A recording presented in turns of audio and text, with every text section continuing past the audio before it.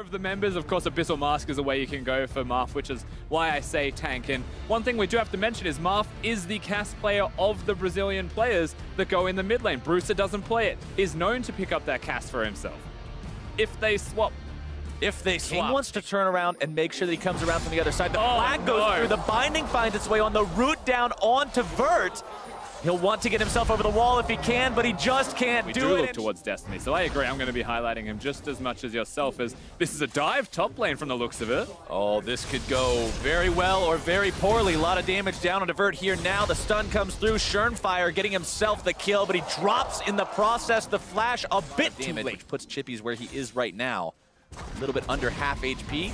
Vert continuing to trade with him here. A grand challenge has been issued. Very nice riposte stun. Oh, he's got it. Vert with the outplay, however. To keep them protected, but there will be a lot of CC on the side of the Direwolves. Now, this is still a really big window of opportunity, rather, for Team 1. Galio's got the items. They're engaging. All right, here we go. Direwolves looking to find the fight here onto the bottom lane. Absolute going to be taken down before anything else goes out here. Double kill over onto the AD carry from Direwolves, as now they're going to be chasing down the remaining members of Team 1. Way too ham from Team 1's AD carry. Both teams wanted to make the exact same play at the exact same time, and now Marth is caught.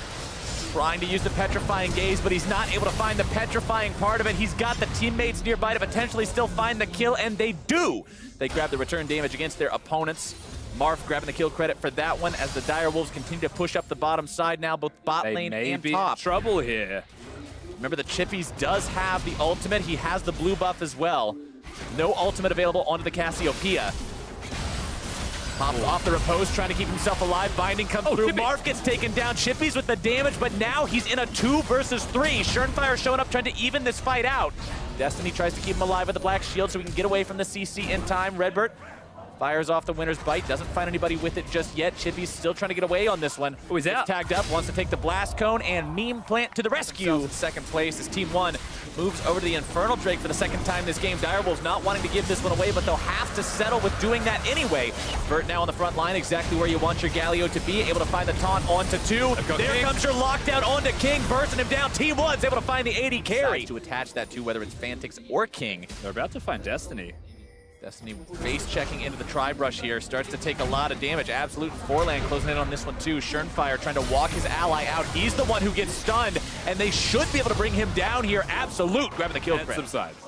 Chippy's coming in maybe for a flank. Teleport. TP channeled. Fantix wanting to come in here. Petrifying Gaze comes out, but Marth is going to be caught between a rock, a hard place, and a Fiora. Goes down to Chippy's. Marth grabbing the kill onto King in retaliation, though. Forland's in position. Forland may be able to steal this one away. Jumps over the wall into the pit. How's it going to go? Nope, it's secured by the Direwolves. Forland, the first casualty in the fight as well. Redbird wanting to go over the wall, uses the flash to do so. Baron still at 3/4 HP, so the Direwolves not doing this one very quickly, losing a lot of health, honestly, onto both Shurnfire and King. Winds of War come out from Vert, who's going to be dunked now by Shurnfire. Already used the flash, not going to be able to get away from this one, except for the heroic exit. It was a big bait from the Direwolves. They never actually wanted the objective as Forland. He's stopping recalls, but I'm not sure if he wants that. Stopping weak recalls, just charging head first into the enemy team. Fantix very low on mana here. Glacial Prison coming down, managed to find its way onto him. Black Shield to protect Fantix a little bit longer. Redbird wanted to jump in as well. Nice binding onto Absolute. King barely walking away from this one, but I don't know how much longer he will be. Redbird grabbing the kill. Destiny being in the right place at the right time with the right shield means you can keep people alive. But now Chippy's the man in trouble. The CC coming down. The damage comes in from both Marth and Absolute. That Fiora is not getting away today. Now coming in, King throws the ulti into the pit. Baron is very low. Shurnfire goes into the pit. It's secured by Absolute. And Shurnfire ends up giving away his life for the try. Fantix now escaping from Vert onto King so he can stay on the front line without worrying about the CC. Package delivery from Fantix. Valkyrie right back into the middle of 3 people. They grab the kill into Redbird, but they trade their mid laner for it. Now Absolute having to run away from Chippies, who has the grand challenge down, but he's going to be knocked away by the ulti. A double kill for Absolute. 1,000 gold leads, and we are down now to under a 1,000 gold lead.